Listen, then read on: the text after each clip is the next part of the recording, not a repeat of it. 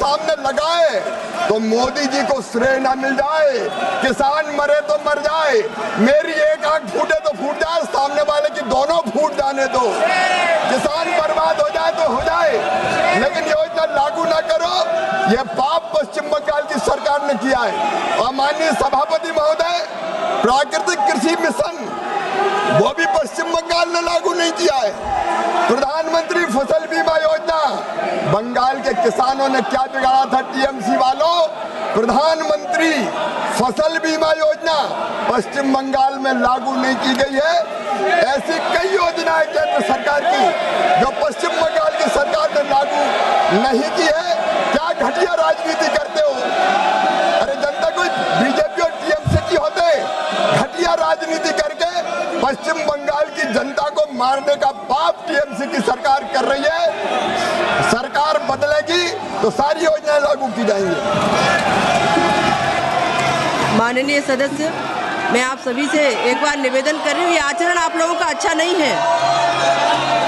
पूरा देश देख रहा है आप लोगों का आचरण। प्लीज आप लोग अपने अपने स्थान पर विराजिए। माननीय सदस्य, प्रश्न संख्या 242, माननीय सदस्य डॉक्टर निशिकांत दुबे जी। प्रश्न संख्या 242। माननीय सभापति महोदय, एक विवरण सभापटल पर रख दिया गया है।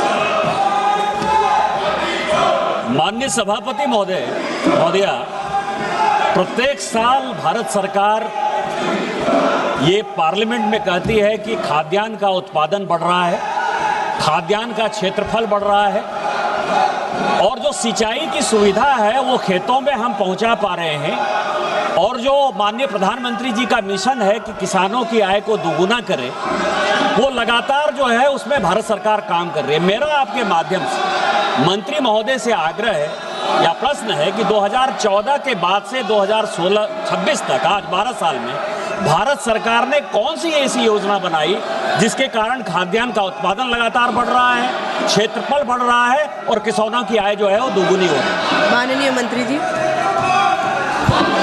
माननीय सभापति महोदय, हमारे जुझारू माननीय सदस्य निशिकांत दुबे जी ने एक बहुत महत्वपूर्ण सवाल पूछा।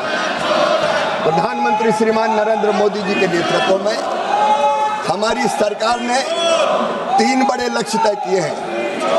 एक, देश की खाद्य सुरक्षा सुनिश्चित करना, दूसरे, किसान को ठीक दाम देना और तीसरे, पोषण युक्त आहार उपलब्ध कराना और इसके लिए उत्पादन बढ़ाना, उत्पादन की लागत घटाना, उत्पादन के ठीक दाम देना, नुकसान हो जाए तो उसकी भरपाई करना, कृषि का विविधीकरण, प्राकृतिक खेती, ऐसी कई योजनाएं, इसके लिए अनेकों योजनाएं प्रारंभ किए और इन्हीं का परिणाम है माननीय सभापति महोदय। मैं आपको बताना चाहता हूं कि आज रिकॉर्ड उत्पादन देश में हो रहा है, रिकॉर्ड उत्पादन। मैं आंकड़े आपके सामने रखना चाहता हूं। निशिकांत जी, आपको धन्यवाद देते हुए माननीय सभापति महोदय, एक जमाना था जब इनकी सरकार हुआ करती थी और हमें PL 480 के अंतर्गत सड़ा लाल गेहूं खाना पड़ता था हिंदुस्तान को, जब यहाँ भेजा जाता था। लेकिन आज मुझे कहते हो खुशी है कि गेहूं के भंडार भरे हुए हैं, हमारे चावल के भंडार भरे हुए हैं, हमारे फूड मिनिस्टर यहाँ बैठे हुए हैं। उनकी चिंता ये है कि रखे का, हम पैदा करते जाएंगे, प्रहलाद जी आप रखने का इंतजाम करते जाओ, कोई कमी नहीं रहेगी।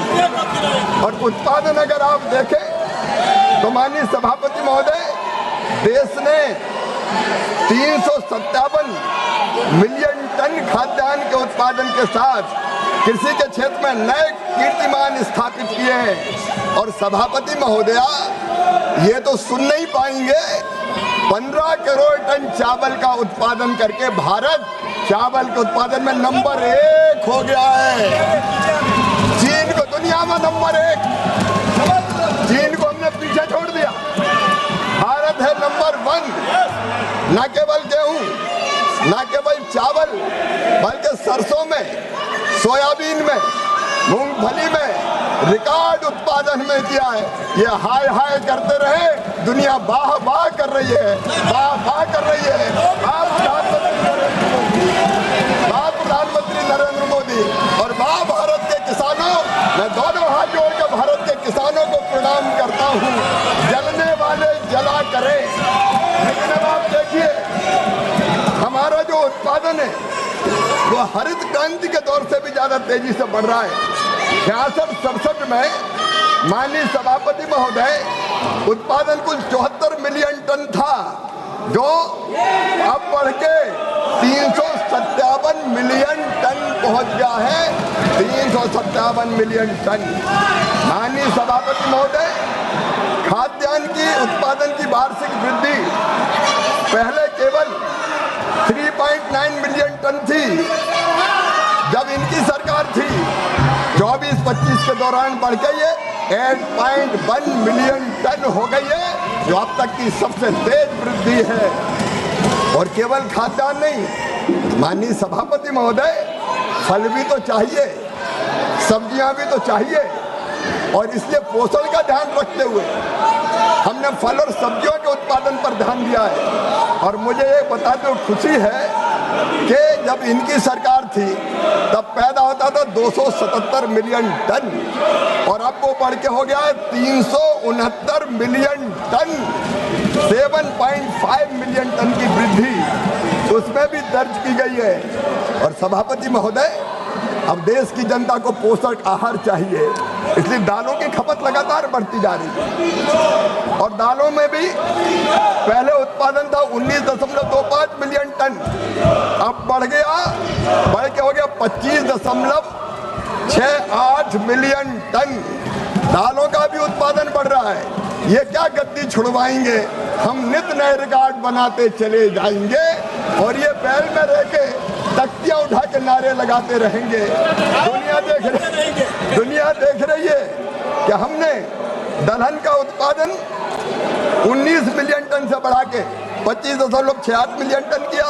तिलहन का भी सुन लो, अगर हिम्मत हो तो सुन लो, 27.51 मिलियन टन से बढ़ा के 42.99 मिलियन टन उत्पादन हो गया है सभापति महोदय।